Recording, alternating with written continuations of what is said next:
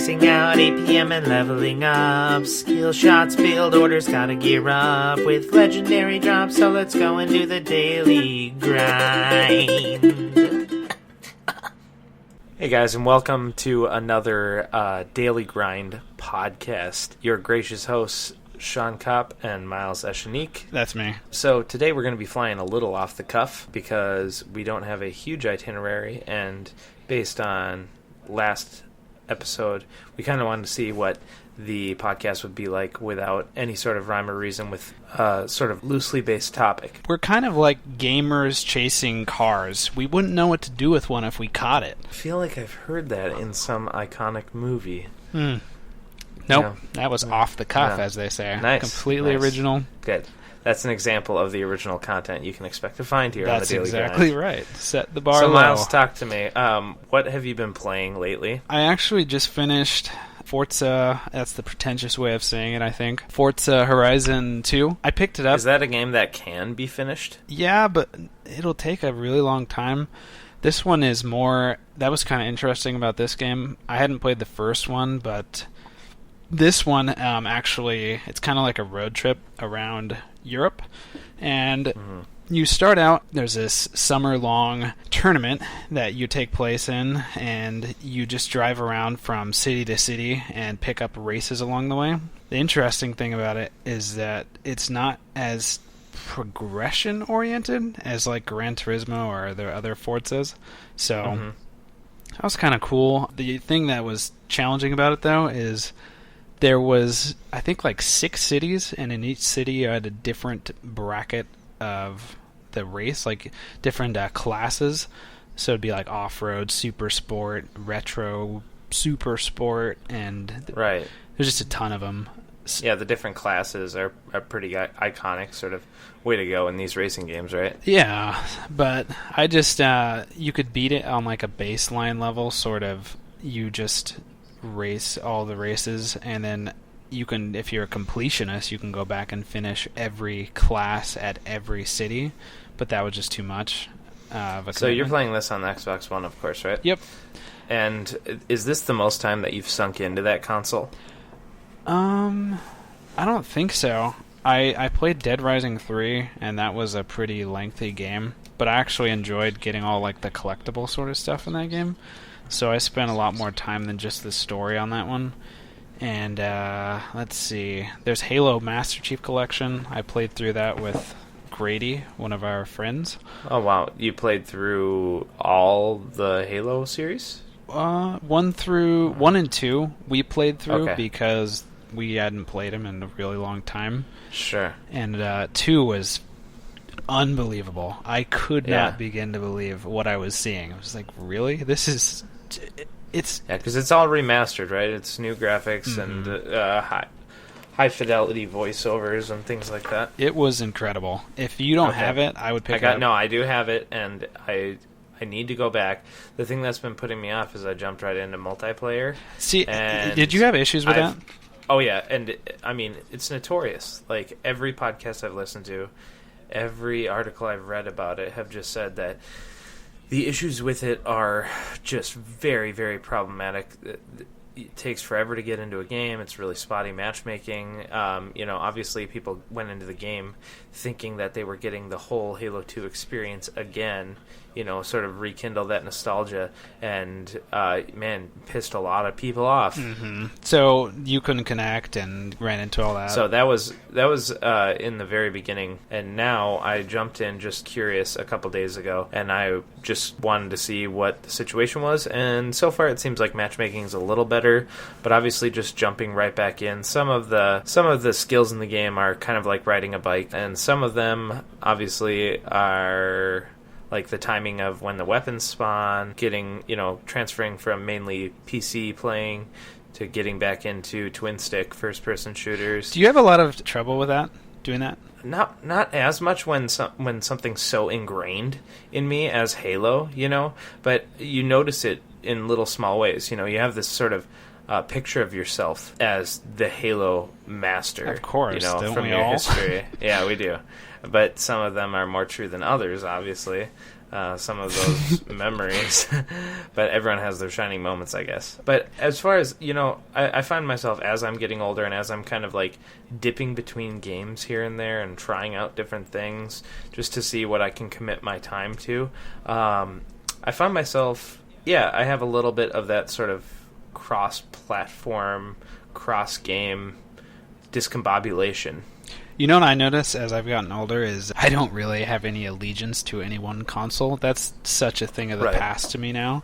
It is. It's just, I can't believe how it used to be like the fanboys and the console wars and everything, and I just don't care anymore. I really don't. And it's still, I feel like it doesn't happen as much nowadays because there's so much cross-platform games. There's so many, where more people can play the same thing. I mean, we look at, if you were to go through just the games in the past couple years, most of the big hits are going to be on multiple systems if we were to consider PS4 and Xbox One and Xbox 360 and PS3 the main competitors here. Would you prefer, do you think, like a environment where all games came out on all consoles, or would that worry you because you would think the quality might decline over time? I absolutely think the quality would decline over time, but also it's not something that I have spent a lot of time thinking about because as we talked about on last episode, I've set myself up so that I can enjoy things. Yeah. The one thing that does throw me off a little bit is the problem when all games are on all systems. Which do you play on? Version do you buy? Yeah, it becomes a little paralyzing. So you don't think there's going to be any sort of like unification of the gaming industry in a way? No, I mean, in some ways we've already seen it because more people can play games on multiple systems than ever before, right?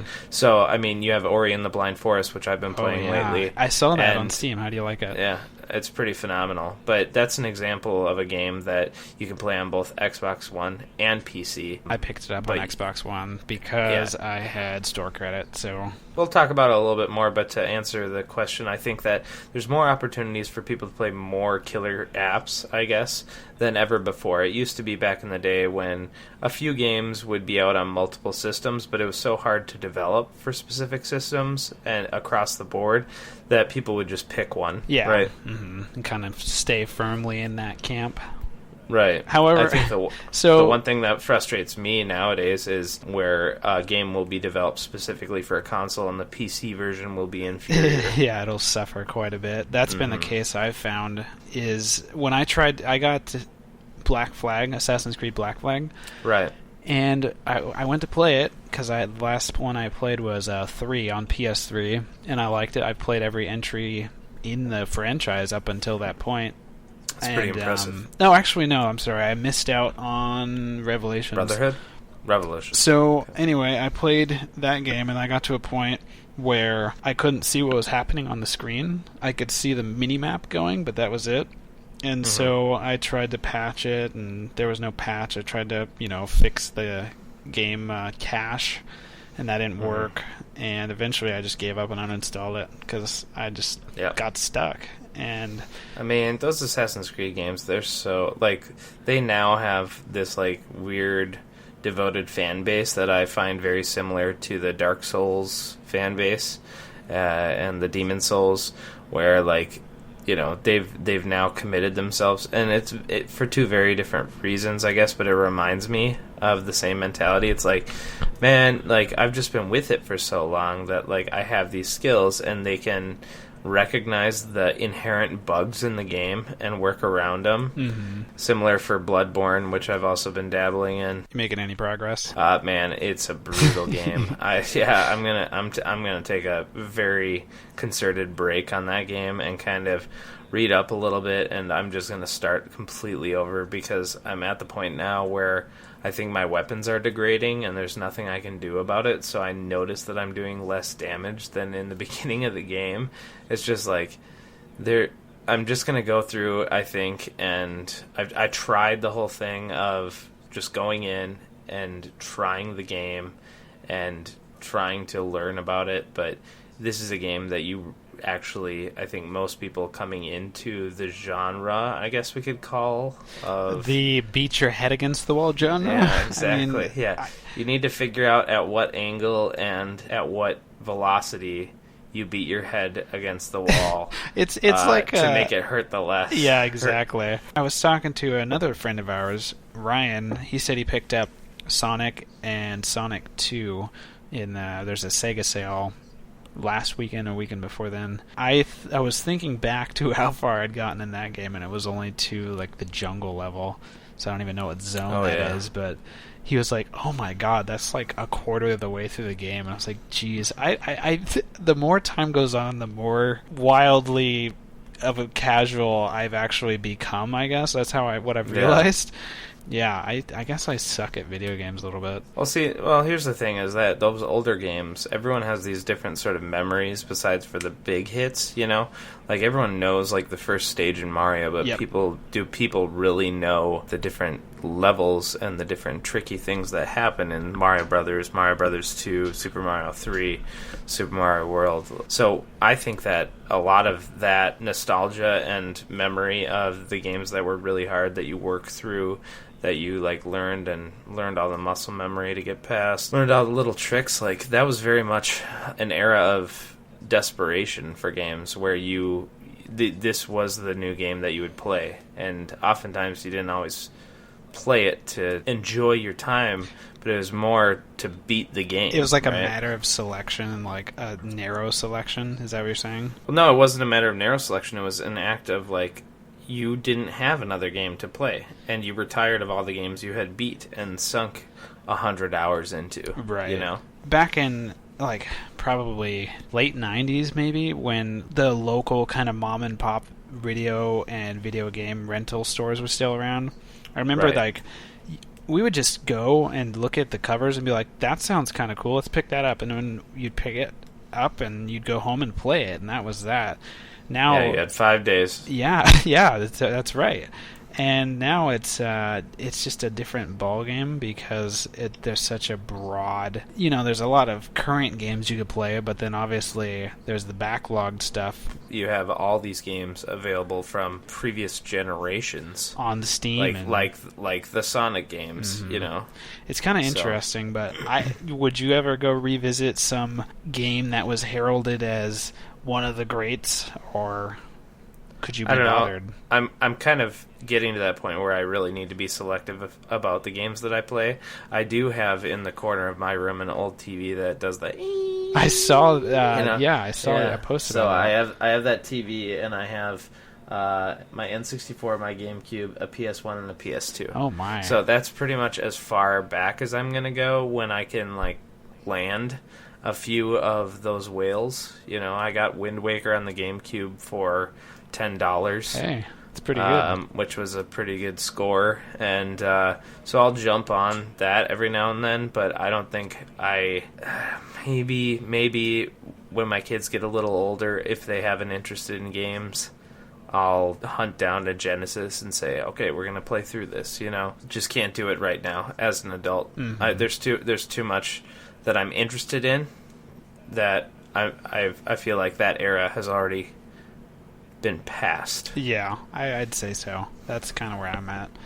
So we need to halt the program here to talk about what April 7th is, actually. I'll let you take that one, actually. All right. Do you have any idea? Yeah, actually, I saw just before we started the podcast, I saw on Instagram someone had made a post, #National Beer Day. So today is National Beer Day because today is the date that prohibition was repealed. And so here's to National Beer Day. I'm drinking. I actually just got finished with the single bottle of Founder's Kentucky Bourbon Stout that I was able to acquire that sounds this year. Pretty yummy, I think. And yeah, it's an incredibly coveted beer, and a beer that I What'd you do to get it? I did unsavory things to unsavory people. You want to talk about that off air? Nah, yeah. Okay. Yeah, I'll have a good cry afterwards. But so I just finished it. It's I need to double check. It's an 11% alcohol Imperial Stout. It's brewed with chocolate and coffee and aged in oak bourbon barrels. And it was very good. A lot of people crap their pants over this beer. Now that the rise of the popularity of craft beer has come to the forefront, now people that are just getting into it or have a very limited scope of what beer is out there go after these sort of whales, these very rare beers. Yeah. So now, if the thing is that I drink a fair amount of beer, and there's a fair amount of good alternatives to this beer, but for whatever reason, this beer and a few others are the ones that people have latched onto and you just simply cannot get anymore. So, and I'm fine with it, but I considered myself lucky to have just a single 12-ounce bottle of it, and is very good. And now I'm moving on to Central Waters from Amherst, Wisconsin. They have this incredible barrel-aged program, and I'm drinking their 2014 barley wine ale. It's a beautiful bourbon barrel-aged barley wine. I'm trying to remember the alcohol content because they don't list it. It's probably a little over 10. But here's to the repeal of Prohibition. Yeah, do you know which president signed the 21st Amendment? I want to say it was... Nope. Okay, I'm not going with that. I'm embarrassed that I don't know this. I'd have to say the only reason I do know it is because on Trivia Crack today, this was a question. Oh, no. Is it... Okay, I'm going to take a complete long shot answer. Go ahead. Taft. No. Okay. It was that was probably a while ago. FDR. Oh, okay. Because if you consider, I think he was the longest sitting president. He was 3.5 terms, I think. I might be completely off it now, but it was 1921, I think, is when it was repealed. Very interesting. So, just minor factoid for you there. Well, I'm glad I know that. I do know the president that repealed the law against home brewing. I didn't know there was a law against home brewing. There was a law because otherwise everyone would just go willy-nilly back in the day when, people would just brew their own beer or gin or whiskey. Some bathtub whiskey. Exactly. So people would do that all the time. And this is also following the Prohibition where people were still doing that, and so there was still a law against it, but it was Jimmy Carter that repealed the law against homebrewing. And so now the world is a much better place for that as well. I think so. So I am drinking a sad-ass Sierra Nevada Pale Ale, and I say that because it is spoiled, I think, or it's just been. I got it at the gas station. Old. Yeah, it's not good. Well, and pale ales and IPAs, for all you listeners out there, are the beers that will die out the quickest because the hop profile that was intended by the brewer is best fresh as the day it leaves the brewery, and it slowly dies out and also is the most subject to oxidation and also skunking. Yeah, this one by UV light. It's bad. I'm upset, but hey. You probably should be because Sierra Nevada's Pale Ale is truly a beautiful beer when fresh, and I think that the craft breweries out there owe a lot to Ken Grossman and the fine folks at Sierra Nevada for the risks they took, and it's right up there for me with Anchor Steam and Sam Adams Boston Lager. I think it's just being influential. It's a staple beer. It's widely available. I think it's pretty. If you pick up a nice six of it, like $8-9, I think it's good for the price. Yeah, I think it's a phenomenal beer. Yeah, nobody, especially like out in California or anywhere across the U.S., because I'm pretty sure it's available in every state. Maybe. I feel like it's probably even available in Alaska, or Hawaii. Yeah, it might be. But nobody should be ashamed about buying that beer. No, I think this is like step 2 of making your way into the craft brew scene. I think a lot of people start on like Blue Moon or Shock Top. That's kind of like the entry level beer that's not too harsh on the palate, and so. Then it's a gateway beer. And so here's the natural progression, which is the gateway beers. You have Blue Moon, maybe Summit EPA up here, Sierra Nevada Pale Ale, and then all of a sudden everyone finds out how truly amazing beer can taste, and then they go right into the bourbon barrel or barrel-aged beers. And they start drinking up all your stuff. Yeah. But, I mean, it's okay. I mean, it's delicious beer, and I'm happy more people are drinking it, but it is a very limited resource. And then some people find their way into sour beer, an appreciation for that. But then you see the pendulum swing again, and so many people are like, God, I've drank IPAs for like 6 months in a row, like every night. They all bled together. Like, we need to try some new things. And then you see the pendulum swing towards really subtle pilsners or kolsches, or even German beer, British ESBs, very subtle beer that won't knock you on your ass. You can have a few of them. And so anyways, that is our craft beer insight for the week. Let's talk about video games again, Miles. What do you say? Yeah, I'm good with that. Okay, cool. Anyways, National Beer Day. National Beer Day. Happy National Beer Day to you, Miles. And you as well, good sir. So, back to Halo real quick. Do you have a Halo's good. favorite of... Did you play Halo 4? Oh, yeah. So, do you have a favorite of the 4? Of the 4? Yep. So let's Halo Reach can't be a favorite. I guess. I never played that one. Okay, Halo Reach's storyline was amazing. Okay. And I also sunk a fair amount of time into the multiplayer, even though a lot of people said it was botched. I think that overall I had a load of fun at the time in my life and the place where I was with Halo Reach.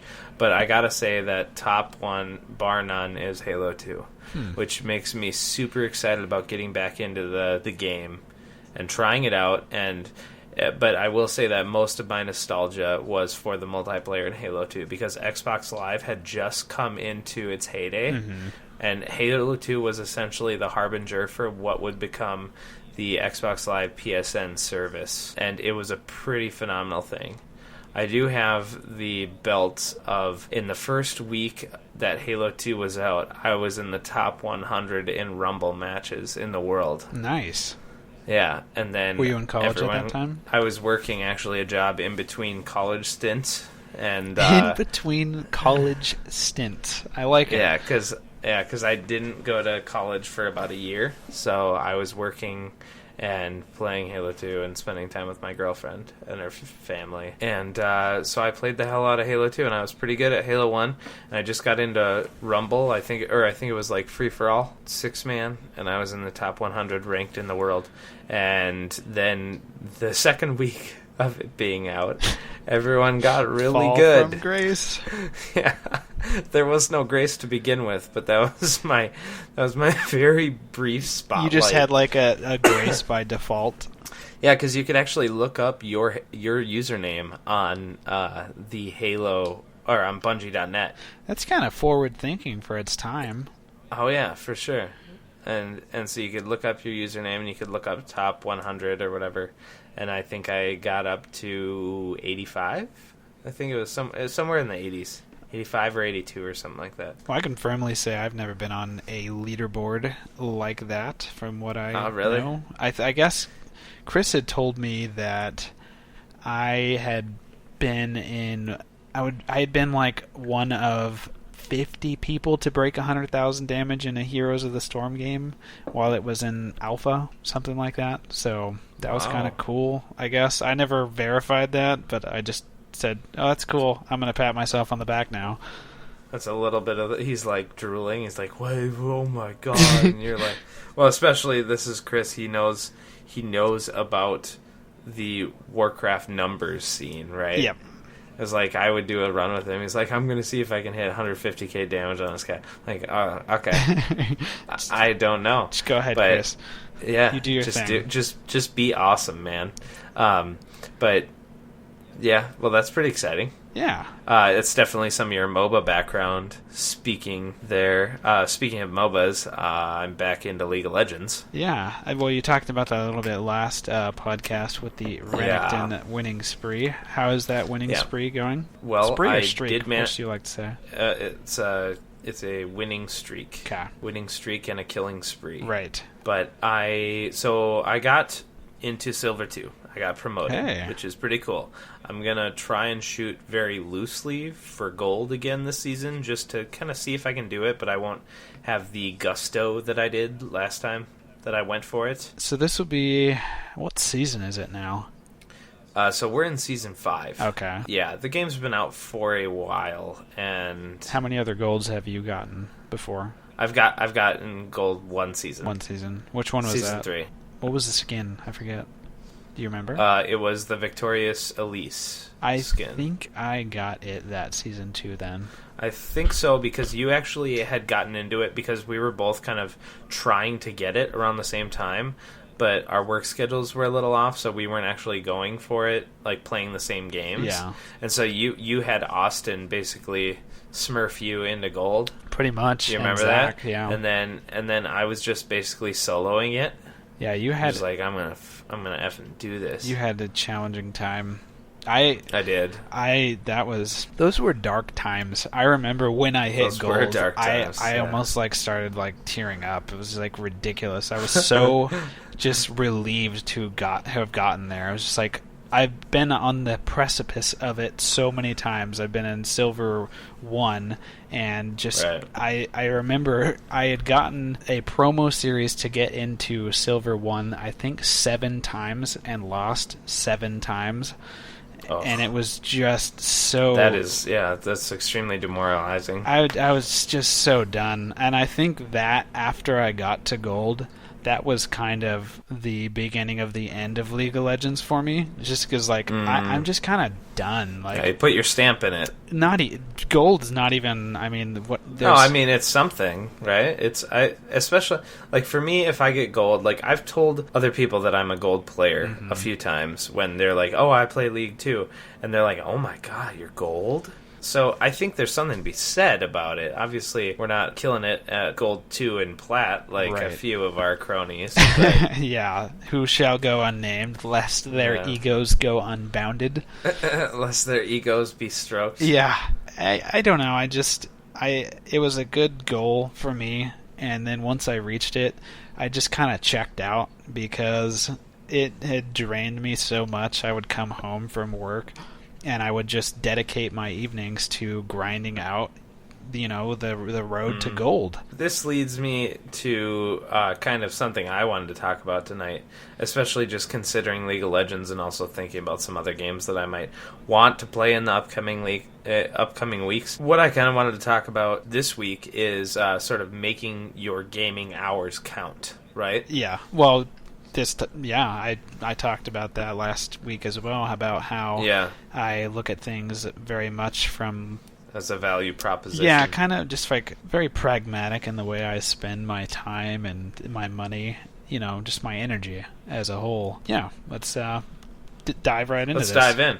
Okay, so I'm thinking about, as I just mentioned, making the push to gold. And so League of Legends is a game that I very much enjoy. And the one thing that I have up on a lot of like newer players is that I've been playing the game for quite some time now. And I have this, I've built up the knowledge base that's needed to succeed at this game. And you also develop this sort of sixth sense about when you should head back out of danger, when you should capitalize on enemies' mistakes, when you should go for objectives, things like that. So one thing that within this game and MOBAs and also just games in general is just sort of, rather than playing to... Well, I shouldn't say that. Sometimes you should just play games for fun, for enjoyment. I think actually most of the time it should be the case for that. But when you're doing things like grinding or like trying to reach a milestone, your time is best spent playing smart. Taking lessons you've learned that the game has taught you and applying them to meet your goal, essentially. And so what I've been kind of bringing myself to when playing League of Legends is taking that intuition and not ignoring it, and taking the things I know about the game and not ignoring it, and using them to essentially hedge the odds in my favor, try and make my gaming time in the game count. So you can make as meaningful of an impact as one player out of 5 can possibly make. And also exactly, and also a meaningful impact in my gaming time, right? That I take it seriously as fun. And this, for me, gaming, my highlights of gaming have always been the competitive things. Like, we talked about Halo 2, League of Legends is huge, even Call of Duty Modern Warfare. I really love playing against another person and learning things about the competition, and also learning things about how to be better at the game. I had talked about this before with someone, and it's that, us gamers in our group of friends, we're not fit guys, relatively, I guess. You're talking about physically? I mean, we're not obese. Right. I'd say most of us live relatively balanced lives. Yeah, I wouldn't say that any of us are particularly athletically inclined, though, in the sense that we never were kind of star athletes of our schools or colleges, Grady being the exception, I'd argue. But I've had my moments, but I was never the star, I can tell you that. Right, and I think that gaming is an interesting avenue to touch upon what you're saying about kind of outsmarting your opponents. Gaming is an arena where you can compete, where physicality is kind of removed from the equation. In some ways, but we do see, obviously, the younger players in StarCraft, MOBAs, propelling themselves ahead of the older crowd. Right. Because of reaction time, and also synapses connecting. I'm going to go with that being Austin's saving grace, because we all know he's not the brightest egg in the shed.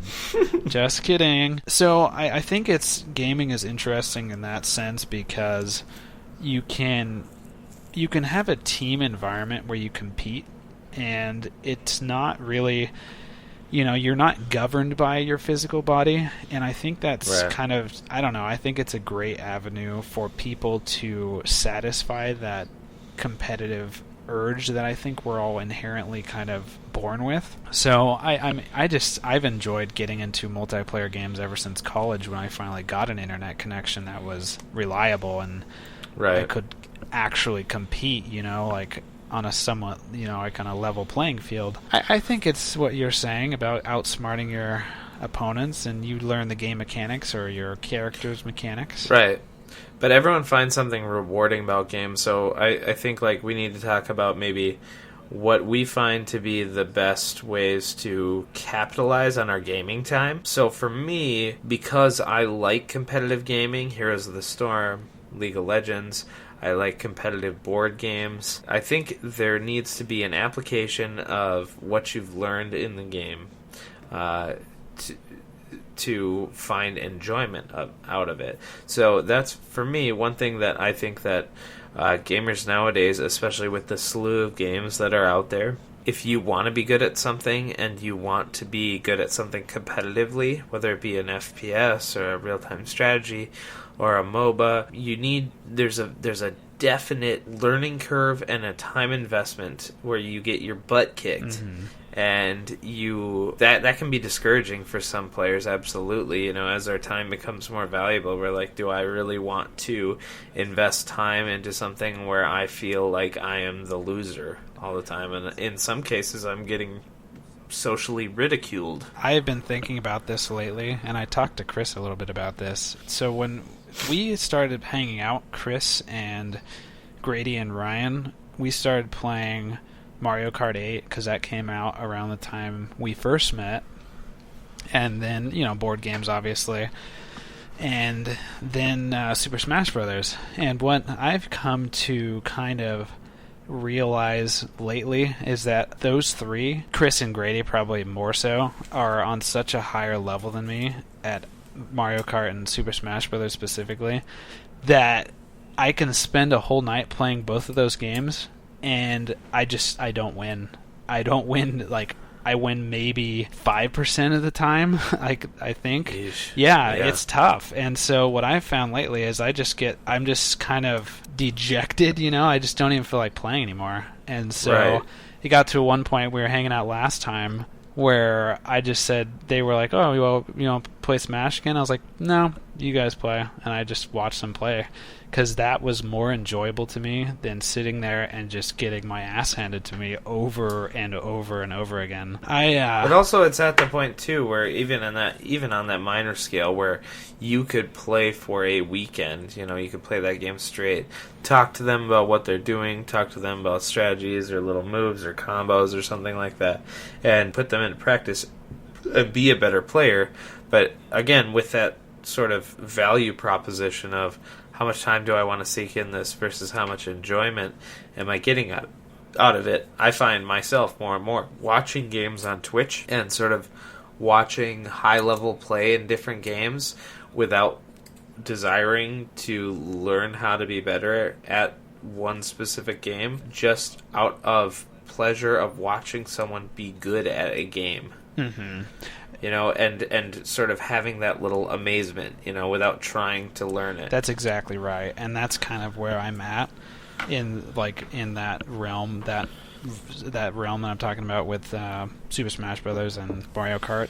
I used to be on a level playing field, and as time's gone on, I've somehow missed a step, and it's no longer fun to me to just sit there and lose. And I don't mean that to sound like, oh, I'm being a poor sport. It's just like, when you're clearly out of your league, it's not fun. And so, Miles, do you like competitive games? Yes. Okay, what game would you say you are the best at right now? GoldenEye. No, I was gonna say I think of all the games, Heroes of the Storm. of all the games that I've ever played, the game I've felt most adept at is GoldenEye, probably historically. Okay. But right now, I'm just saying that's the standout example for me. Sure. But now I would say, Heroes of the Storm.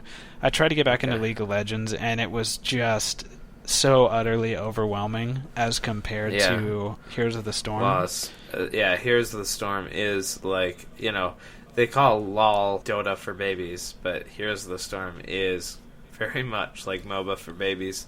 But it's so you're still getting a fair amount of enjoyment out of that. Is the regular crew that we have played with usually on a regular basis? Yeah, it seems pretty much every night. We've had up to 8 people, on standby, just wanting to play, and that's nice. Have to shuffle a few people in and out, or people have to volunteer to sit out, but. Yeah, that's almost enough to start a whole nother team. Yeah, or do they have custom games in that yet? They do, but you don't get any experience out of them, so it's just you just kind of plug away at each other. We've done a couple. It's pretty interesting. Nice. So I don't know. Where do you want to go with this conversation? I mean, we probably want to wrap it up to just keep it under an hour, but I feel like maybe we'll talk about Ori and the Blind Forest next week and the little one-offs that we've been playing. Sure. That might be a good thing if we can get it up onto the website and give our listeners sort of a little reference point to what we've been enjoying. Ori and the Blind Forest, as I mentioned, is available on Xbox One and Steam, and I highly recommend it. Heroes of the Storm is available on PC. League of Legends is on PC and Macintosh. Oh, that's right. Yeah. And let's see, what else should we talk about? I feel like. So I just want to go back to that. If you've never felt completely to the point where you're just I'm kind of done throwing the towel, you've never felt that way in a video game? No, I have, but there's certain games that make me come back, Sure. And it's always the games that that I've had a level of dominance at. So I'm seeing it resurge again with League of Legends and with Halo and with Smash Brothers, because I just had a Smash Brothers party with some of my coworkers.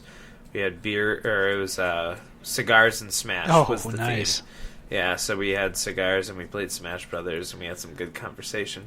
Which, but also for Wii U? Yeah, for Wii U, absolutely. What's your character? Your strongest character? I really like Zero Suit Samus. Yep. I wouldn't say she's my strongest, but I really like the little nuances with how she plays and how she can zone people and some of the combos. I'd say, I don't know, maybe she is becoming my main because I've played more of her lately. But I also I've been playing that one-on-one lately online because for whatever, it's obvious that there's not as many people connected to it, but it's the most stable in playing online in that mess of what we know as Nintendo's internet sort of universe. Service. Multisphere. Yeah, it's service, yeah. I feel like I'm getting serviced by like a sander or something when I play. Yeah. Yeah, it's pretty awful. The one-on-one situation is pretty clean and pretty fun. And I've even had... It's, one of those things where, like, you'll just have, like, one friend and they'll just dominate you as as Pit or Kirby or Pikachu or something like that.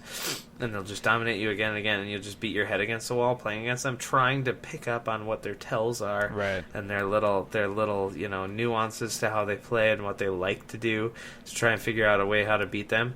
Like, that's completely available in the 1v1 because people are online and they'll usually play, like, until you quit. So you're just playing against the same person sometimes for like half an hour, 45 minutes. Like 10 matches against the same person is not unheard of in Smash 1-on-1. It's just like a lobby you sit in? No, basically, so you log in and you're like, I want to do 1v1, and it'll find you a partner. Oh, right? okay. It's 1v1 online, and it'll find you a partner, and it's basically whoever bows out, it'll find another person for the person that stays. Huh. But so some people and you do it for glory, right? So you have the for fun and for glory. Yeah. Right? And so you do the for glory, which essentially counts as your MMR. And so I have no problem sucking in MMR, but these people that are beating me again and again and again, they're getting MMR for beating me again and again and again.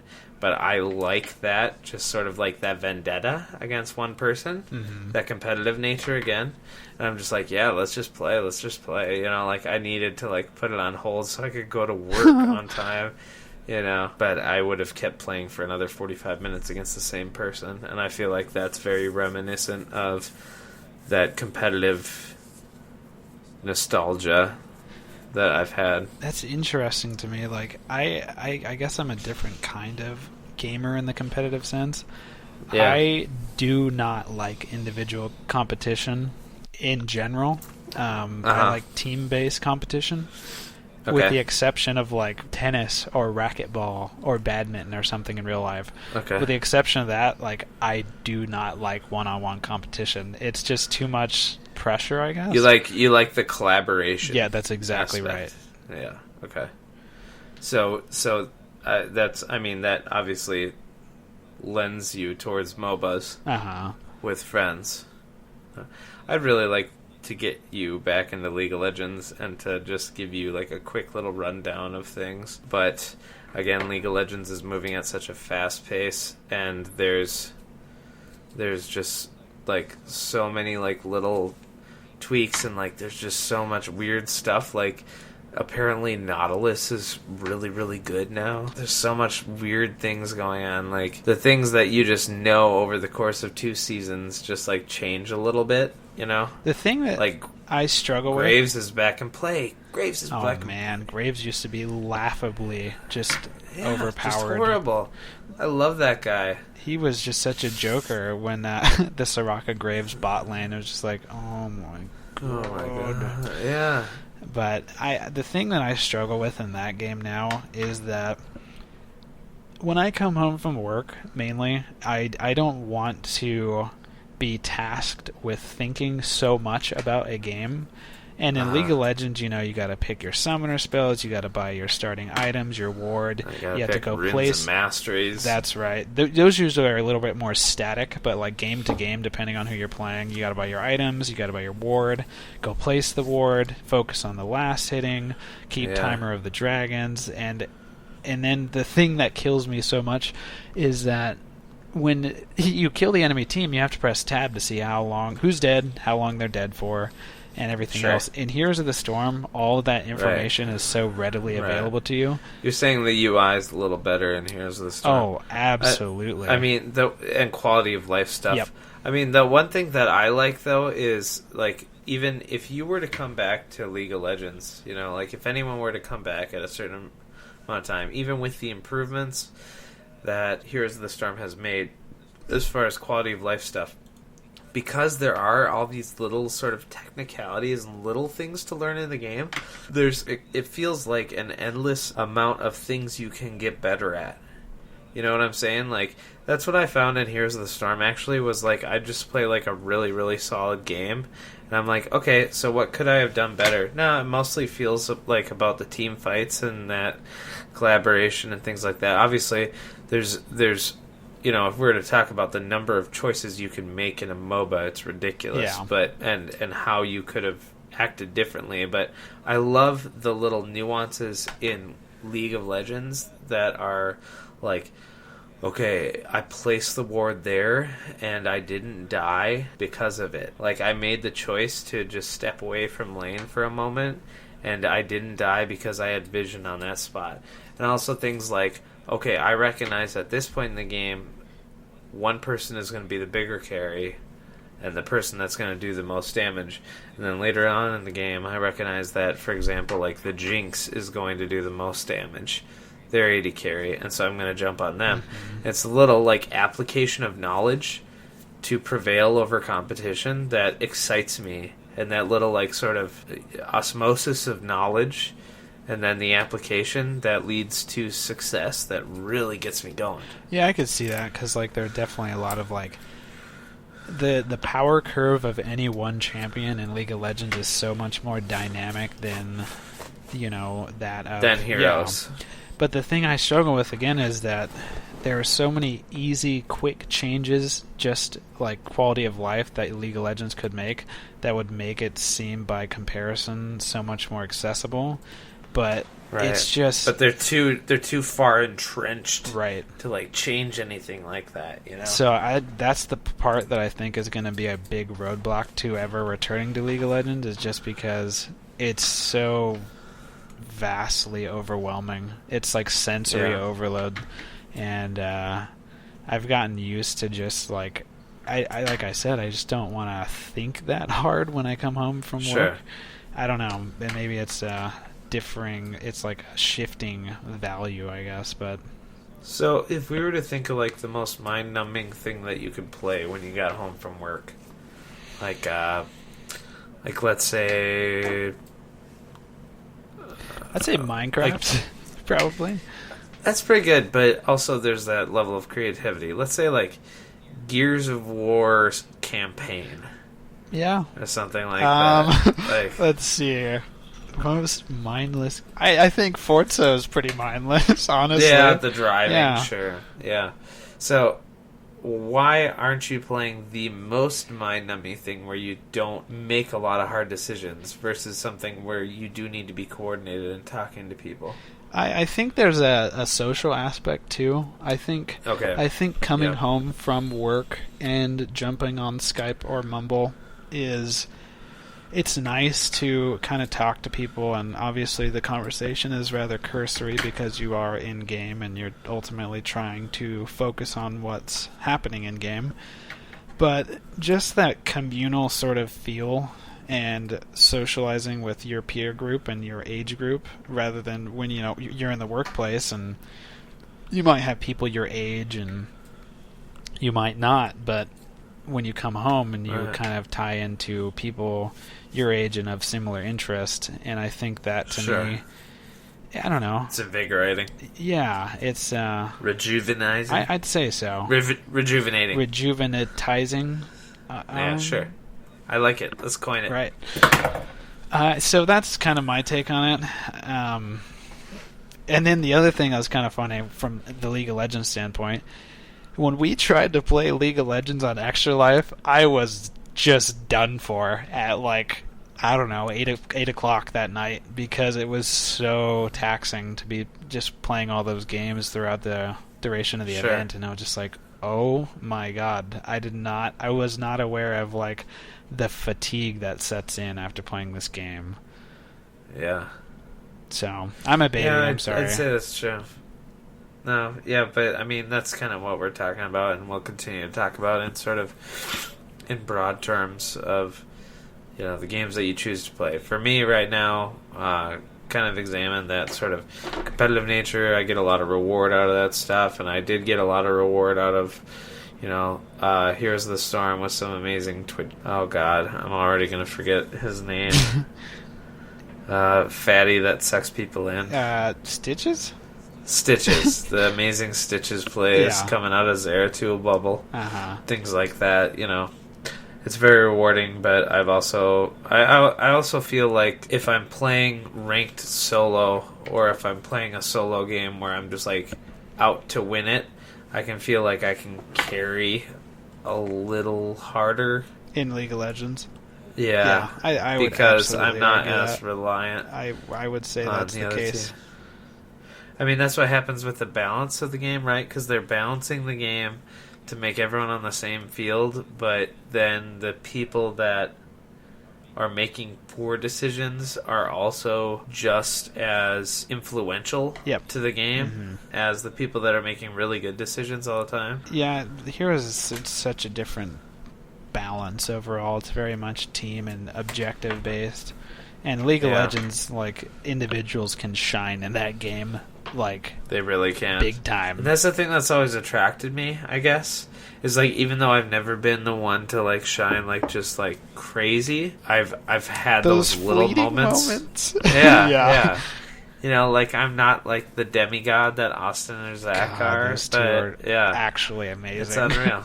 It's insane. You have those little moments where you're like, okay, my farm is really good. I'm gonna make these little decisions where, I teleport here to either save a tower or to assist with dragon, and my team is better for it, and I'm doing really well, and then you shine at the end of the game. Mhm. I like that kind of stuff. You just pay your own dividends by being conservative and playing smart. Yeah, for sure. Even if, like, I like the idea, too, of, like, even if you suck it up in the first 10 minutes and you're 2 down, you can save your tower, you can still get some farm and try and sort of balance the equation. Right. And come back to it, and because you didn't feed too hard and because you weren't awful at the game, your team could carry you. You weren't as light a burden or as heavy a burden. Yeah, I remember. There's a few standout games that I remember now of, laning with Alex in particular, and it's just we're just telling each other, listen, let's just be frickin', let's not get, too like overwhelmed. Yeah, you gotta be cold. Exactly. Gotta Just be kind of cold. just to go back to lane, fresh, clean slate, and just Yeah. go from there. You can't play from behind. You gotta just kind of keep a level head, and that's what I do like about League of Legends. That sort of, it's so much more volatile in a way. Yeah, it's very fluid, Yeah. right? Very liquid, that you can make like a couple little decisions and it'll change the game. Yeah. Whereas we've had games within like 10 minutes in Heroes of the Storm that are like, it's lost. Yeah. Which is crazy to me because it's supposed to be the opposite. But it's all dependent on the nature of the human mind, the gamer's mind, right? We're like, oh, I made a bad choice, but it doesn't matter too much because my teammates are picking up the slack. And then in League of Legends, it's, oh, I made a bad choice, but it's okay because I can make different decisions. Yeah, it's such a different. Comparing the two. Heroes of the Storm can be very frustrating when you're playing with strangers because you as an individual don't have as much of an impact. You gotta have a lot more cohesion, I'd say. You can't be as maverick in Heroes of the Storm as you can in League of Legends. Yeah, it's definitely about following orders and being a unit.